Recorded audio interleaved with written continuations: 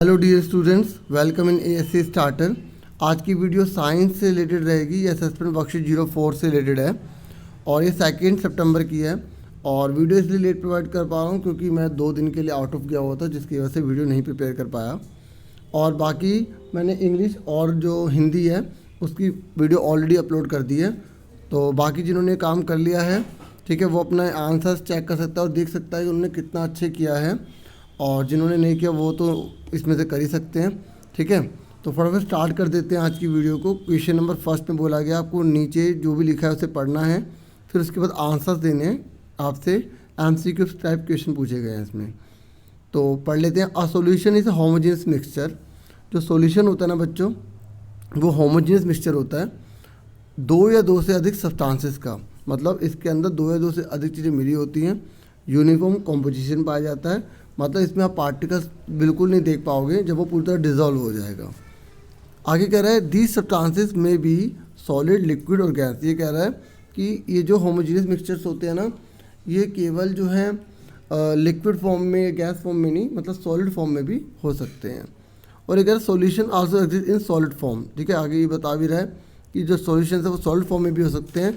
अगर वो solid form में है ना, तो उससे हम एलॉय कहेंगे। क्या कहेंगे? एलॉय। जैसे स्टील है, स्टील का एक एलॉय है, ठीक है। आगे कह रहा है solubility of a solution increases with the increase in the temperature. ये कह रहा है कि किसी के अंदर घुलने की जो क्षमता होती है वो तब बढ़ जाती है जब उसका टेम्परेचर बढ़े। और ये हम पहले की जो असेसमेंट की वर्कशीट है उसमें भी हम अच्छे से समझ चुके हैं। और सैचुरेशन लेवल, मतलब उसमें घुलने की जो क्षमता है किसी भी सॉल्यूशन में, उसे बढ़ाया जा सकता है, ठीक है, टेम्परेचर को अगर इंक्रीज़ कर दिया जाए सॉल्यूशन के। ठीक है, आगे देख लेते हैं। अब पूछ क्या रहा है पहले क्वेश्चन में, विच of the following is not an example of solid liquid solution. ये कह रहा है कि इनमें से कौन सा जो एग्जाम्पल नहीं है सॉलिड लिक्विड सॉल्यूशन का। तो बहुत ही सिंपल है, पहली चीज़ सॉलिड होनी चाहिए, दूसरी लिक्विड होनी चाहिए। ठीक है, वो देख लो कौन कौन सी है और फिर जो बचेगी वो हो जाएगा हमारा आंसर। तो सॉल्ट और वाटर, देखो सॉल्ट सॉलिड है, वाटर लिक्विड है, तो ये हमारा आंसर नहीं हो सकता क्योंकि इसने मना किया है। कौन सा ऐसा है जो सॉलिड लिक्विड नहीं है? सी वाटर। तो अब सी वाटर जो है उसके अंदर तो बहुत सारे जो हैं मिनरल्स भी पाए जाते हैं, और जैसे कि उसके अंदर आयोडीन भी पाया जाता है। ठीक है, तो उसमें सॉलिड और लिक्विड दोनों चीज़ें हैं। अब उसके बाद है हनी इन वाटर। हनी आपको पता है, ठीक है, एक्वासिस में होता है, लिक्विड होता है, ठीक है, और वाटर तो है ही लिक्विड। तो इस तरीके से हम इसका आंसर क्या बोलेंगे? सी बोलेंगे। ठीक है, उसके बाद शुगर सिरप है तो चीनी सॉलिड होती है, उसके बाद जो उसमें वाटर होगा, ठीक है, जिसकी वजह से वो एक किस फॉर्म में आ जाएगा? सॉलिड लिक्विड सॉल्यूशन में आ जाएगा। तो हमसे पूछा गया था कि कौन सा एग्जांपल नहीं है, तो हनी इन वाटर आ जाएगा। क्लियर हो गया आप सबको? उसके बाद नेक्स्ट देखिए, नेक्स्ट बोल रहा है, तो इसका सी आंसर था, ठीक है। उसके बाद नेक्स्ट बोल रहा है विच of the following is an example of solid solid solution. कौन सा है जो सॉलिड सॉलिड है? तो अभी हमने देखा कि जो सॉलिड सॉलिड होते हैं वो एलॉयज होते हैं, और यहाँ पर एलॉय कौन है? स्टील, क्योंकि ये सारे के सारे एलिमेंट हैं। ठीक है, एलॉय मतलब जब 2 या 2 से अधिक मेटल को या नॉन मेटल को या मेटल या नॉन मेटल को मिला के बनाया जाता है, उसे हम क्या बोलते हैं? एलॉयज बोलते हैं। ठीक है, तो स्टील क्या एलॉय है, और ये किससे बनता है? स्टील के अंदर जो है वैसे तो कार्बन भी पाया जाता है, ठीक है, इसके अंदर सिलिकॉन भी होता है, इसमें क्रोमियम भी होता है, ठीक है, स्टील के अंदर, ठीक है, आयरन भी होता है। तो आगे देखते हैं। उसके बाद थर्ड क्या कह रहा है, तो इसका आंसर बच्चों आपको क्लियर हो गया ना, सेकंड का सी। अब थर्ड पे देखो, after analysing the given graph a students concluded. देखो आपको यहाँ पर एक ग्राफ दे रखा है, उसके बाद कह रहा है कि एक बच्चे ने क्या निर्णय निकाला। इसमें से 4 ऑप्शन दे रखे हैं। देखिए, पहला बोला गया solubility of A solution is increase with the increase in the temperature of solution. अभी हमने पैसेज में पढ़ा था कि जो सॉलिबिलिटी होती है वो जब टेम्परेचर बढ़ाओगे, ठीक है, तो उसके अंदर की सॉलिबिलिटी, मतलब उसमें घुलने की जो शक्ति है वो बढ़ती चली जाएगी। तो ये तो ट्रू है, यानी कि इसमें से एक फर्स्ट हो गया। अब फर्स्ट इसमें भी है, इसमें भी है और इसमें भी है। हम सेकंड देखते हैं, सेकंड में क्या कह रहा है।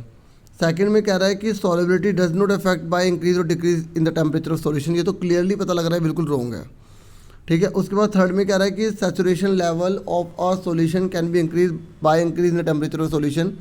तो अब ये कह रहा है सैचुरेशन लेवल भी बढ़ता है। अभी हमने ऊपर ही पढ़ा था कि सैचुरेशन लेवल भी बढ़ जाता है, ठीक है। तो इसका मतलब फर्स्ट और थर्ड तो है ही। उसके बाद नेक्स्ट है कि at 90 degree Celsius the dissolve amount of sodium chloride is maximum. तो इसका आंसर हम यहाँ देखते हैं कि 90 डिग्री सेल्सियस पे जो dissolve amount of sodium chloride है वो मैक्सिमम है या नहीं है। ठीक है, देखिए यहाँ पे टेम्परेचर दे रखा है 100 डिग्री तक, ठीक है। और यहाँ पर जो है NaCl यानी कि जो सॉल्ट है, तो यहाँ पर 90 डिग्री दे रखा है और जो है हमें यहाँ पे 100 डिग्री दे रखा है। तो इसका मतलब 100 पे तो और बढ़ रहा है। इसका मतलब यहाँ पर जो लिखा है वो मैक्सिमम, ये रॉन्ग लिखा है। इसका मतलब हमारा आंसर कौन सा हो गया, बी हो गया। क्लियर हो गया सबको। उसके बाद जो है नेक्स्ट पर आ जाते हैं। नेक्स्ट पूछा गया है कि which among the following is not a colloid solution. ठीक है, तो कोलाइड में ब्लड भी है, मिल्क भी है, जेली भी है, बस एरेटेड ड्रिंक नहीं है, क्योंकि ये जो है हवा होता है। ठीक है, इसके अंदर क्या मतलब पूरी तरह से हम ट्रांसपेरेंसी होती है, और ये होता है सॉल्यूशन, ना कि कोलाइड सॉल्यूशन। ठीक है, तो इसका आंसर डी आ जाएगा। नेक्स्ट बोला गया है विच of the following mixture stable. जो स्टेबल है तो वो किस में पाया जाता है, वो पाया जाता है कोलाइडल में। और कोलाइडल किस में है, मिल्क इन वाटर में। ठीक है, अगर आप जो है पानी के अंदर दूध डाल देंगे, ठीक है, तो हल्का हल्का जहाँ तक पानी होगा ना वो आपको ऊपर दिखाई देगा, उसके बाद जो दूध है वो नीचे बैठ जाएगा, उसके बाद वो स्टेबल रहेगा। ठीक है, नीचे नहीं बैठेगा। समझ में आ रही है।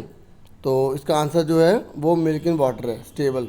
ठीक है, आप अपनी NCERT की बुक ओपन करेंगे तो उसमें कोलाइडल की जो फीचर्स है, प्रॉपर्टीज़ है, उसमें भी आप देखेंगे कि स्टेबल जो है ना कौन सा मिक्सचर होता है, तो वो कौन सा होता है, कोलाइडल। और कोलाइडल यहाँ पे किसका एग्जाम्पल है, मिल्क इन वाटर। ठीक है, आगे बढ़ जाते हैं।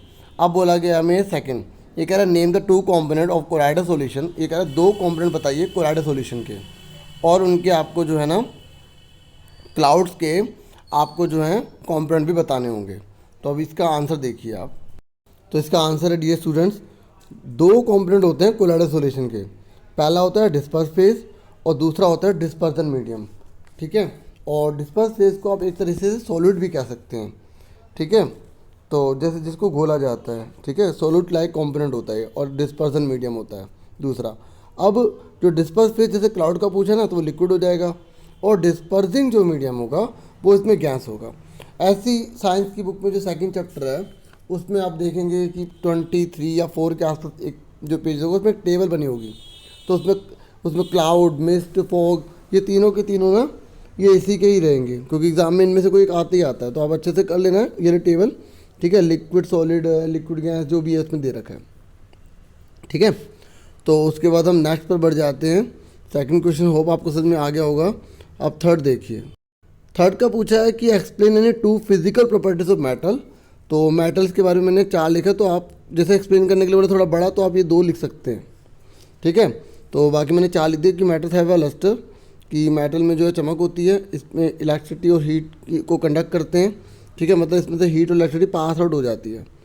और ये डक्टाइल होते हैं। डक्टाइल का मतलब होता है जिसकी जो है पतली पतली हम तारी बना सकें, मोटी भी बना सकते हैं। और ये मेलेबल होते हैं। मेलेबल का मतलब होता है जिसको हम पतली शीट में कन्वर्ट कर सकते हैं। ठीक है, तो थर्ड क्वेश्चन भी आपको कंप्लीट हो गया, ज़्यादा बड़ा नहीं था ये और बहुत इजी था। ठीक है, तो आप जो है ना सेकंड चैप्टर के जब लास्ट पेजेस आप ओपन करेंगे तो उसमें आपको आराम से इसमें मिल जाएगा बुक में। ठीक है, आगे देखिए फोर्थ क्वेश्चन। अब आप फोर्थ क्वेश्चन देखिए। फोर्थ क्वेश्चन में आपको बोला गया क्लासीफाई करना है आपको मिक्सचर और कंपाउंड्स में। तो देखो मैं आपको बता दूं कि मिक्सचर्स होते क्या हैं। देखो मिक्सचर्स जो है ना, अगर हम किसी भी सब्सटेंस में या 2 या 2 से अधिक कोई भी हम सब्सटेंस लेते हैं, उसको अगर हम मिक्स कर देते हैं ना किसी भी प्रोपोर्शन में, किसी भी प्रोपोर्शन में याद रखना, किसी भी अनुपात में, तो उसे मिक्सचर कहेंगे। लेकिन अगर हम किसी को हमें बनाना है तो उसमें अगर हम डेफिनेट पोर्शन लेते हैं, निश्चित पोर्शन, ठीक है, डेफिनेट लिया जाएगा, तभी वो कंपाउंड कहलाएगा। जैसे अगर हमें बनाना है पानी, तो पानी में ऑक्सीजन और जो हाइड्रोजन है ना वो डेफिनेट होनी चाहिए, तभी जो है पानी का निर्माण हो पाएगा। ठीक है, तो आपको समझ में आ गया मिक्सचर मतलब किसी भी कॉम्पोजिशन में हो, जब 2 या 2 से अधिक जो कंपोनेंट्स होते हैं या पार्ट्स होते हैं, ठीक है, या आप कुछ भी कह सकते हैं, 2 या 2 से ज़्यादा होने चाहिए, वो किसी भी पोर्शन में मिक्स कर देते हैं तो वो मिक्सचर है। लेकिन अगर आप डेफिनेट पोर्शन में मिक्स करते हैं, ठीक है, तो वो कंपाउंड है। जैसे एग्जांपल मैंने आपको, ठीक है, पानी का दे दिया, ठीक है, कार्बन डाइऑक्साइड है, ऐसे बेकिंग सोडा है। और मिक्सचर स्टील, एयर और सॉफ्ट ड्रिंक, मैंने अभी आपको बताया था कि स्टील के अंदर जैसे बहुत सारी चीज़ें होती है, जैसे इसके अंदर कार्बन भी पाया जाता है, आयरन भी पाया जाता है, क्रोमियम भी पाया जाता है। ठीक है, और भी बहुत सारी चीज़ें इसमें पाई जाती हैं, मतलब इसको बनाने के लिए बहुत सी चीज़ों को यूज़ होता है। अब आगे देखते हैं। उसके बाद हमारा 5th क्वेश्चन।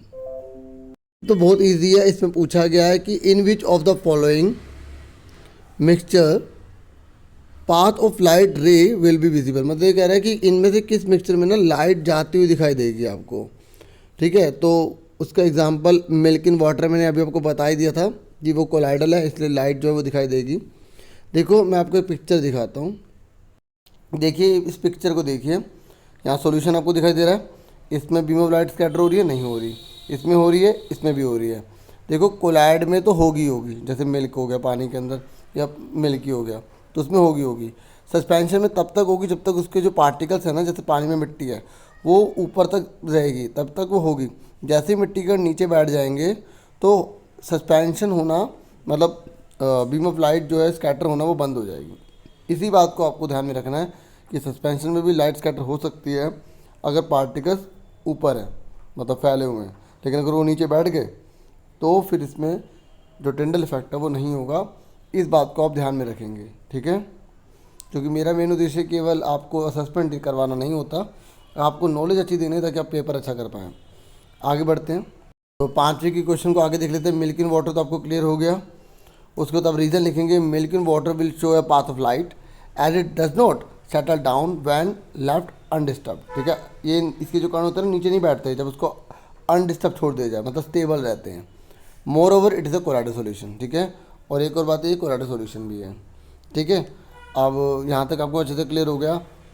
अब उसके बाद हम करेंगे 6 क्वेश्चन, और आज की वीडियो का ये लास्ट क्वेश्चन रहेगा। ठीक है, 5 मार्क्स का बड़ा है तो मैंने काफ़ी अच्छे से इसे समझाने की इसमें पूरी कोशिश की है। अब आप समझिए, इससे बोला है क्वेश्चन में कि 3 बीकर है, ए बी और सी। ठीक है, इसने बोला है कि एक में सॉल्यूशन है, बाकी एक में कोलाइडल है और एक में जो है सस्पेंशन है। 3 हो गए, पहले में सॉल्यूशन होगा या हो सकता है दूसरे में, तीसरे में हमें नहीं पता, लेकिन 3 है, सॉल्यूशन, कोलाइडल सॉल्यूशन और सस्पेंशन। अभी कह रहा है अब तीनों मिक्स है, आपको नहीं पता कौन सा क्या है। अब आप कैसे पता लगाओगे कि टिंडल इफेक्ट से, टिंडल इफेक्ट को यूज़ करोगे तो कैसे पता लगा लोगे कि कौन सा सॉल्यूशन है, कौन सा कोलाइडल सॉल्यूशन है, कौन सा सस्पेंशन है। तो देखो मैंने क्या लिखा है, I will identify this mixture, मैं इनको आइडेंटिफाई करूँगा। ठीक है, using Tyndall effect bye directing a beam of light from a torch, मतलब टॉर्च का इस्तेमाल करूँगा, लाइट को छोड़ूंगा, बीम ऑफ लाइट को छोड़ूंगा। ठीक है, तीनों के तीनों बीकर्स में लाइट को छोड़ूंगा। मैंने अभी आपको पिक्चर भी दिखाई थी। ठीक है, तो उससे आपको क्लियर हो जाएगा ना कि किस में जो है कोलाइड है, कौन सा जो है सॉल्यूशन है, कौन सा सस्पेंशन है। एक बार आपको दोबारा पिक्चर दिखाता हूँ। देखो अब मुझे बोला गया टिंडल इफेक्ट का यूज़ करके पता लगाना है कि किस में सॉल्यूशन है, किस में कोलाइड है, किस में सस्पेंशन है। तो मैं पहले वाले बीकर को उठाऊँगा, उसको अच्छे से हिलाऊँगा। ठीक है, उसके बाद जो है बीम ऑफ लाइट छोड़ूँ, बीम ऑफ लाइट जो है मैं इसमें से पास करूँगा, तो मैं देखूँगा उसमें से लाइट तो पास हो ही नहीं रही, तो मैं समझ जाऊँगा सॉल्यूशन है। फिर उसके बाद मैं दूसरा वाला उठाऊँगा, मैं उसमें से जो है बीम ऑफ लाइट जो है पास आउट करूँगा। ठीक है, तो उसमें जो वो लाइट जो है स्प्रेड होने लग गई, मतलब फैल गई। ठीक है, उसके बाद मैं उसे ना एक बार जो है थोड़ी देर के लिए रख दूँगा, फिर दोबारा से चेक करूँगा, और अगर उसमें फिर लाइट ऐसे फैल गई तो इसका मतलब कोलाइडल ही है। फिर मैं तीसरा लूँगा, तीसरे वाले को मैं लूँगा बीकर को, हालांकि मुझे तीसरा वाला अपने आप पता लग जाएगा सस्पेंशन है। जब सॉल्यूशन और कोलाइडल पता लग गया तो तीसरा अपना सस्पेंशन ही तो हुआ, बचा हुआ। फिर भी से अगर मैं चेक करूँगा तो सबसे पहले मैं उसे हिलाऊंगा, हिलाने के बाद मैं देखूंगा कि उसमें लाइट जो है वो स्प्रेड हो रही है। अभी आंसर मैंने लिखा हुआ है, पहले थोड़ा समझ लो। ठीक है, और लाइट स्प्रेड हो रही है, तो उसके बाद क्या होगा कि उसके बाद मैं थोड़ी देर के लिए छोड़ दूंगा, थोड़ी देर के लिए छोड़ूंगा, तो उसके बाद मैं दोबारा, अब देखो थोड़ी देर के छोड़ूंगा तो ऐसे यहाँ पर मिट्टी के नीचे फैल जाएंगे यहाँ पर। तो फिर जब लाइट छोड़ूंगा तो उसके बाद क्या होगा, उसके बाद जो है स्कैटर होगा ही नहीं, तो मैं समझ जाऊँगा क्या क्या समझ जाऊँगा मैं कि वो सस्पेंशन है। ठीक है डियर स्टूडेंट्स, तो मैंने आपको ये तो अच्छे से बता दिया। ठीक है, अब मैंने जो अभी बोला है ना वो मैंने यहाँ पर जो है लिखा हुआ है, आप आराम से पढ़ सकते हैं। देखिए ऑब्जर्वेशन, क्या ऑब्जर्व किया मैंने, a beam of light will pass straight without scattering then the beaker will contain solution. मैंने लिखा है कि अगर बीम ऑफ लाइट जो है सीधा पास हो जाती है, ठीक है, बिना फैले हुए पास हो जाती है, तो इसका मतलब वो सॉल्यूशन है। मैंने अभी आपको पिक्चर भी दिखाई। If in beaker after shaking initially, मतलब हिलाने के बाद शुरुआत में बीम ऑफ लाइट स्कैटर हो जाती है, लेकिन but when particle will settle down, जब पार्टिकल नीचे बैठ जाते हैं, it does not show scattering, और वो स्कैटरिंग नहीं शो करती है या टिंडल इफेक्ट शो नहीं करती है, तो वो सस्पेंशन है। उसके बाद वैन इनिशियली मतलब शुरुआत में, and after some time particle stable, मतलब उसके बाद में भी पार्टिकल स्टेबल ही हैं। ठीक है, and beam of light scatter, और बीम लाइट जो स्कैटर होती है, then I will say it is a colloidal. इस तरीके से मैं उसे क्या बोलूँगा, कोलाइडल बोलूँगा। अगर आप इसमें कुछ ऐड करना चाहते हैं, कुछ रिड्यूस करना चाहते हैं तो आप कर सकते हैं, ठीक है।